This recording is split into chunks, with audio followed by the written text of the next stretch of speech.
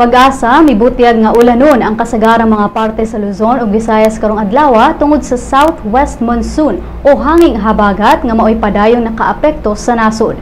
Ang southwest monsoon maoy nagpasulabing wind system o matang sa rain season matod sa Pag-asa.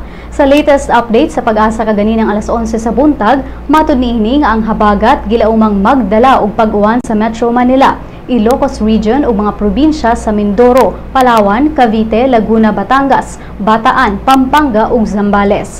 Ang mga nahisgotang lugar giabisuhan sa Pag-asa nga magbinantayon sa posibleng flash floods ug landslides. Samtang maapektuhan sa hinay ngadto sa kasarangan nga pag-uwan ang Western Visayas ug ang Northern ug Central Luzon.